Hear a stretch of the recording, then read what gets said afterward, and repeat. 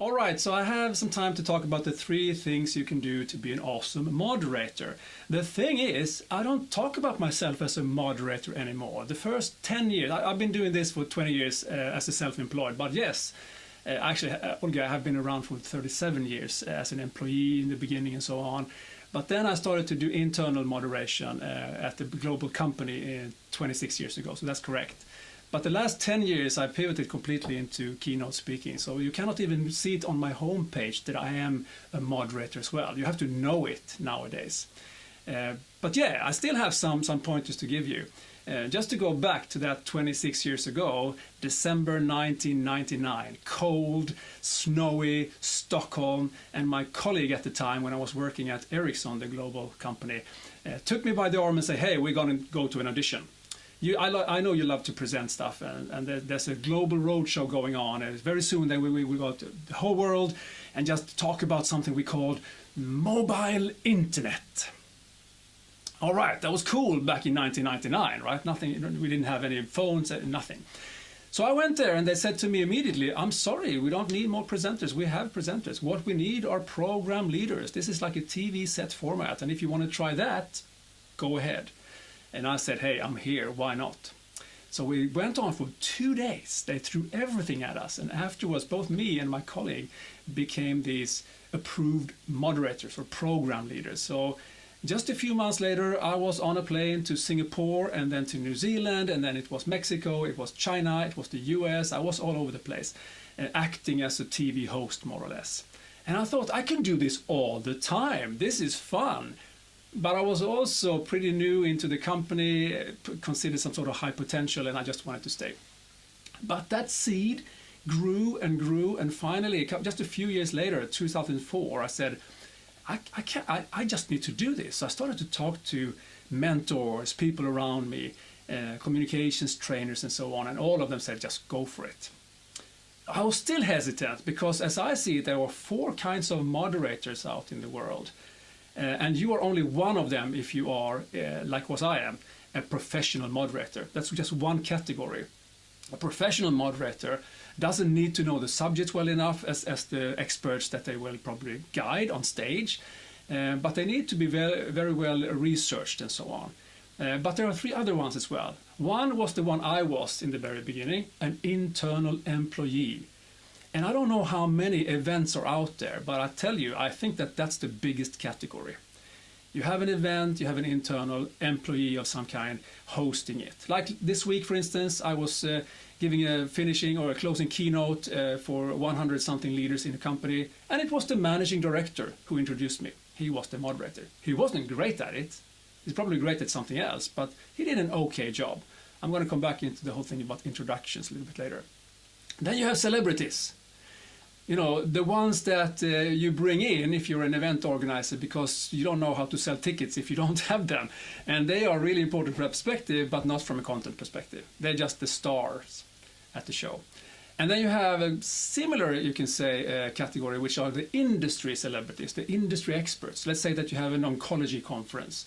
Well, then perhaps one of the famous oncologists also take the chair role. They might be good, but my experience is that they want to shine themselves, so they take over. Again, a professional moderator don't take over. They understand that the star is not you, it's the other person. Like when I will speak to Siegfried after this, my own session here, I will have a conversation with Siegfried, and he's going to be great because he knows everything there is to know about the speaking bureau business. Now, then I'm not the star. He is the star, so I'm going to do everything I can to make him shine at that point. Okay, so let me give you 3 tips, if you will, 3 main categories of what you can do if you want to be a great moderator. 2 of them are about preparations, and 1 of them is about execution. And there's no coincidence. Preparation is key if you want to be an awesome moderator. And yes, I did write a book about this. You find it on Amazon for, I think, $8 or something like that. So get it if you want to. It's for you. All right, let me go into the first one, and then we go from there. See if I can change my views here a bit. This is my first tip. Talk to the organizer. It might seem simple, and of course you should, But if you don't do this, you don't know how to contribute well enough. So there's a bunch of things here. What is the goal of this conference? What is the purpose? They are not the same, by the way. The goal is to ask about an outcome of this particular conference. The purpose is more about the existence of it. Why do we have it at all? And you would be surprised how many times I ask that question. I say, so what is the purpose of this conference? And they say, we have one every April. And I don't really think that that is good enough. There must be something else about it. Why are they there? Why do they bring the people to that conference? So just ask a couple of questions in the beginning to understand. Who is the audience? You know, ask that question. Again, you want to be able to contribute to the fullest to make this conference or kickoff or seminar a success. Now, who will be the speakers? What is the agenda? Many times they want to ask you about the agenda. I will come back to that as well. You get to be some sort of expert role. You get this expert role and so on. Another question that you need to find out is, you know, what is the tech requirements around this conference? Because the speakers you will contact, if you contact them, and I suggest you do, will ask you. Can I bring my own laptop, they will say, or can I do this, or can I do that, and what about headsets and so on? You need to know that as well. Format and then the expectations on you. I want to focus a bit more on the expectations on you, because this is key if you want to know what you will do apart from actually being on the stage, introducing people and saying thank you. There are some other things as well that might come into play. So let me show you that one as well. Here are some of the things that I've found that you need to figure out together with the organizer. Will there be dry runs, for instance? I remember one time I was hired to be a moderator for a day. I proposed a fee and they said yes. And then they expected me to be there for 3 more days doing dry runs. And they could not understand when I said, I can't be here for 3 more days without getting paid. And they said, oh, you already got paid. Yeah, for the moderated day, for all my preparations and so on, but not for 3 extra calendar days. So that was kind of, we fixed it, everything was good, but still, it didn't leave that good taste in my mouth at least. So I wanted to make sure that next time I'm offering the day, the preparation, possible dry runs and so on. Will there be panels? Will there be workshops? Sometimes you're not only the moderator, you're the facilitator as well. It's a different role. Or you're the MC in the glitzy gala in the evening where there's an award ceremony and so on. You need to understand the different roles you have here. Sometimes, could be because they know that I am also a speaker trainer, so I help speakers, and also, you know, the finance director or the product manager, not only professional speakers and so on. Sometimes they just expect you to do that as well. So again, be ready to understand what is the scope of your task, of your booking, and so on. And then finding out, you know, I said agenda advisor and so on. Sometimes you just, if you're experienced, you will probably be one of those people who will give them some extra value by sharing with them how they perhaps could set up things. You want this dramaturgical curve, if you will, where there should be high energy in the beginning, like an attention grabber and so on, and then, you know, the program follows. Some sort of structure, and then you need to figure out, do you have to have some more energy before lunch or after lunch, and at the end, do I have a closing speech that is really good, and so on. So if you can help them with some of that, that will also be pretty useful for them. That's about the expectations. Let's go on and see if we can look at the next one then. Now we're into the preparations even more. Again, preparations. I know if you have been speaking a lot yourself at different conferences, you know how rare it is for a moderator to contact the speaker.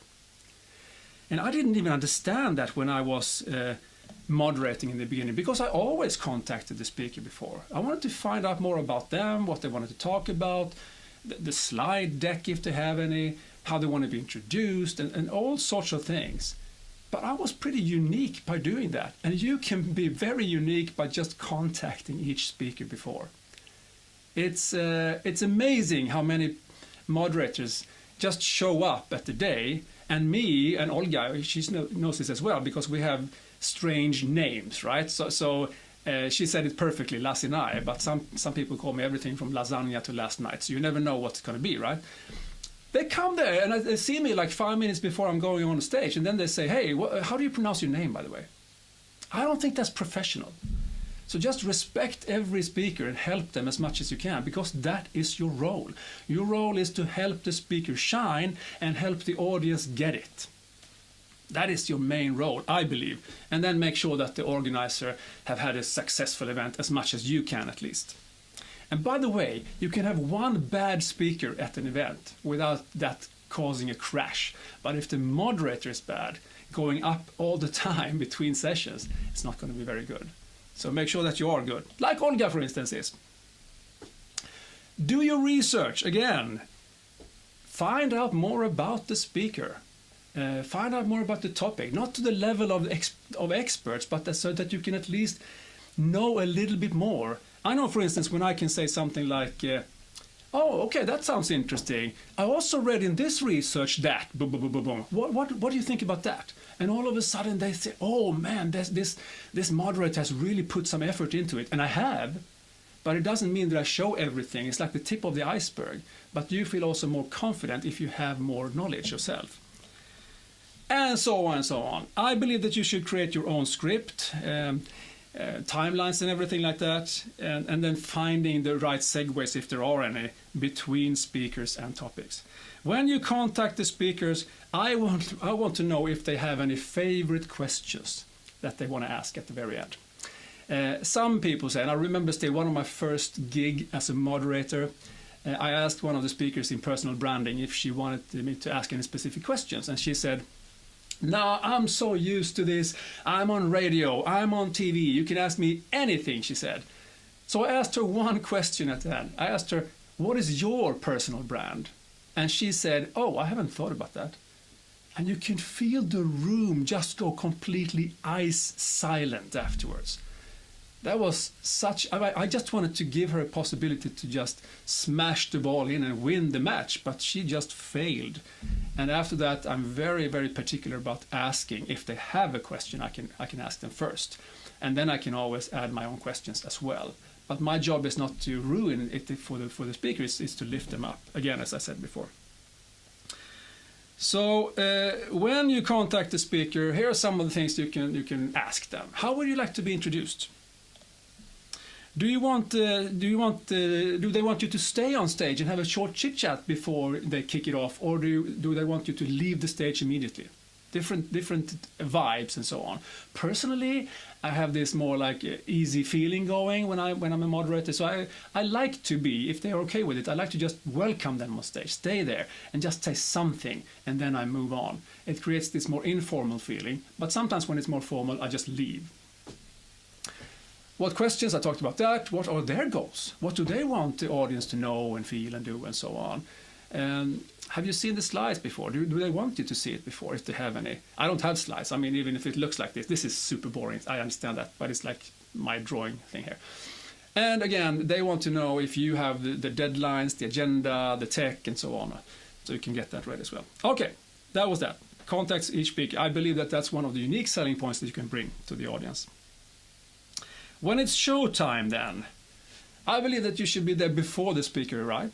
I think it's important that you really come there, you're the host as well, you help the organizer being one of the hosts for the speakers as well. And again, make the organizer feel good, that they chose the right one and that the program is running, because everyone has this fear that the process isn't leading anywhere or something like that. Make the audience feel good, create a great atmosphere as a moderator is really important, and make the speakers feel good so that they feel safe and secure, that they can deliver their message. They're not going to be ambushed. Some reporters, journalists, when they are moderators, they seem to think that they should keep on going with the journalistic ethics or something, and they try to poke holes. I don't get it. They shouldn't do that on a conference. That's for their TV programs. Again, make every speaker's introduction awesome. I actually wrote a piece about this, and it's on my webpage, antonylassenai.com. I guess I'm going to show you how it looks like, so you don't have to go through everything here. But if you go to this page, antonylassenai.com, to Insights, then you have something called 3 tips for a great moderator introduction. All of us who have been speaking we know that sometimes you get the shittiest introduction. and that doesn't help the conference at all. Not too long ago, I was there and they say, well, I thought we needed some external person talking as well. So here you go, Anthony. And that was it. It didn't really give me that good atmospheric vibe, did it? Or another one of the greatest speakers in Sweden, better than me, I dare to say. I think I'm pretty good, but he is awesome. The introduction was, okay, so he's one of the best speakers in Sweden. Did you say that, or by yourself, or is it someone else who said that? I mean, it just takes away the whole feeling of greatness when they do that. Instead, make it awesome, make people applaud, get that good feeling immediately. And, by the way, you are allowed to use cue cards when you are a moderator. Personally, I don't use paper anymore. I have this beautiful booklet. I mean, it looks like a nice book, but it's not really. It's my iPad. And I put my time running schedule inside it, but it looks beautiful. That's how I do it when I'm a moderator. All right, a couple of more things, and then we move on from this program. There's one thing more, and that's the panels. You know, sometimes you have a panel discussion, and actually, again, I'm going to show you another thing where you can download it because of time, and that is if you go into my webpage, into books, and then downloadable material, you will get tons of things here, and one of them is 7 tips for a great online discussion. Also a panel discussion. That's what I wanted to press specifically. And there's a certain techniques you have to work on when you work with a panel. How you divide time, how you make sure everyone speaks and so on, but also how you make this into really good interactive sessions. So it's not like I'm serving, you hit the ball back, and then we have a new serve all the time. You have to have that dynamics going on. All right, some great things to say in the beginning if you are a moderator. I mean, if you're an experienced moderator, you know this. You know everything that I've been talking about so far. You do the welcome thing, and you do that in a good vibe, so that's good. You present the goal and the purpose, the time, the toilet, the fire exits, all of those things have to be done. They need to know when the breaks are, and if you can, find a way to get some interactivity immediately. People love to co-create, even if it's just raising their hands. It doesn't mean that they should be put on the spot or anything like that, but just make it feel like it's almost a conversation going on, so that they are co-creating the event. Some of the things you just have to do. You just have to, like fire exits and so on. Some things you can say at the very end of the speech, because again, if they don't know if you don't have any questions that they want you to prepare, here are some that I prepare. Like, what is the one thing we should remember from this session? If you have to put this into one sentence, what would it be? If we have one homework that we should do, what would it be? Simple, open questions. And here's the trick. Short questions often evoke a longer answer, while a longer question has a shorter answer. And so on and so on.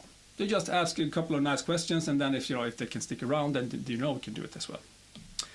So just end it like that. And also, finally, we're at the very end now. Home stretch, use the right level of energy. Understand that you run a marathon. The speakers run 100 meters. So you have to conserve your energy all throughout. If the speaker is dull and boring, you have to lift it up. If the speaker is completely energetic, you have to be more sharp. So you find ways to balance the energy here. Start on a high note, end on a high note. You don't want to end it with somebody asking an obnoxious question or something like that. Find ways to always end it good. And if you have a Q&A after each speaker, make sure that it's first a big applaud for the speech, then comes the chapter 2, which is the Q&A. So it just becomes like a flat tire or something like that. Hey, that was it for now. Again, more info right here if you want it. Find it on Amazon. And if you can spell my name, you will find me. So my name is Anthony Lassinai. Not last night, not lasagna or anything like that.